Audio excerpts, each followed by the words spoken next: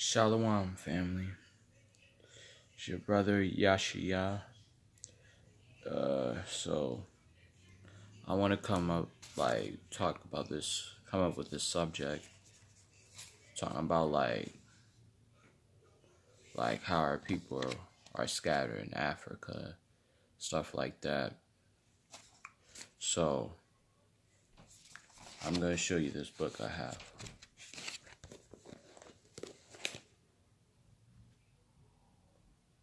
It's called Hebrewisms of West Africa. So I'm gonna read this book that's gonna talk about how our people were scattered and stuff. So read this book. The general sum of these traditions is that the Afantes, Ashantis, Wasawa, and in fact all the Twi-speaking or Akan peoples were originally one tribe. They were pastoral race and inhabited the open country beyond the forest belt and further north than Salaga, a northern and lighter-skinned people, which is commonly supposed to have been the Fulanis, commenced to encroach in their territory, and being stronger than they, seized their cattle and young women and made many of them slaves. After a time, the Akans began to migrate in small parties into the forest, where they built little villages and lived in hiding. As time went on, the number of these forest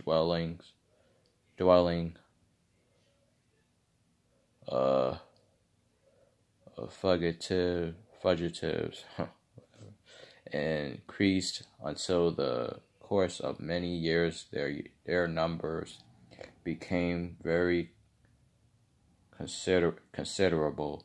Their oppressors then heard of them and made several attempts to inquire and enslave them, but were unable to fight in the dense forest, and tiring of their want of success, eventually left them unmolested. Leaving in peace, the people continued to increase and gradually extended further south until they had populated the forest belt and eventually reached the coast. And again, it is not known exactly when the Ashanti kingdom was first founded, and the law which makes any mention of the death of a king a capital offense has conduced to the loss of much of its earliest history from the traditions that are now current.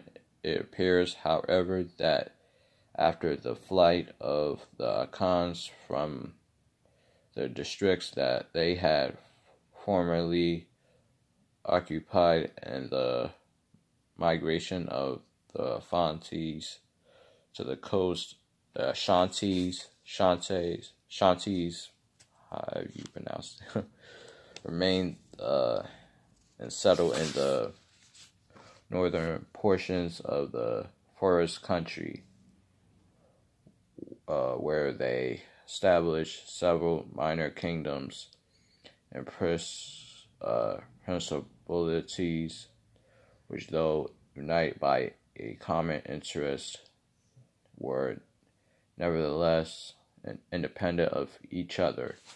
So now it was talking about like they was talking about how like our people was dwelling villages, and that they had like kingdoms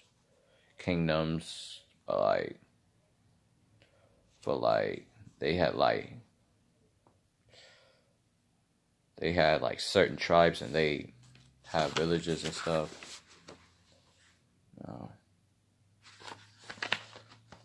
Let's go to page 71. Let's read that real quick. It's not gonna be a long video, but let us return to the Pew's narrative, where we read the Jews of Sudan are, according to my informers, divided into many large and small tribes, with whose names they are acquainted. The mode of life in some countries is pastoral, but the towns are filled with traders and artificers of that belief, who gain a substance at their several employments in the service of the Muslims, under whose government they live as vassals. This in reference to Mr. Boutage's kingdom of Yahudi. I may be permitted to say is the only state of society in which that oppressed nation is suffered to live, and the tribes without security in their possessions, without public revenues or arms, or hourly exposed to insult and rapine from the blind sale and active bigotry by which their, says LORD, but I'm not going to say that. So are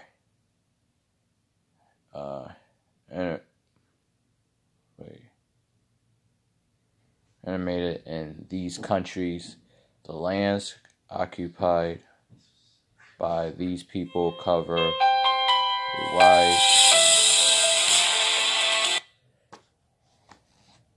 wide extent between Messina and Kabi. They are said to be mingled also with the upper Falaha tribes, eastward of Timbuktu, and in many parts of Maro. They have inheritances or are employed as artificers in the cities and towns. As we live among the heathens, said Bashar, so do the Jews in Maro and Philini with our brethren, but they are not esteemed like us, for they are a people hardened in their sins and obstinate and fidelity. The anger of Yahweh is upon them, and therefore are they given to the rule of the Muslims until they shall become cooperated with the belief. The tribes are not black, but of a color resembling the Arabs of the north. But what is more martial, these Sudanic Jews are reported to have been the original inhabitants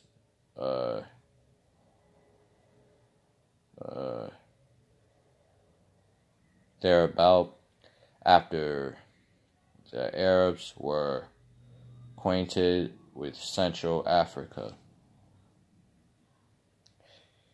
Yeah.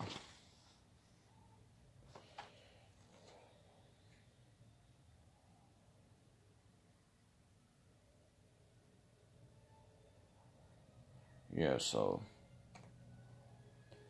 it was also talking about like how our people was scattered among the heathens, and this well, I was reading just now, it was talking about how our people was scattered in Sudan, Africa. So like I hope y'all understand that what I was reading. So all praise to Most High Yah. So, Shalom, my Hebrew Israelite brothers and sisters. Shalom.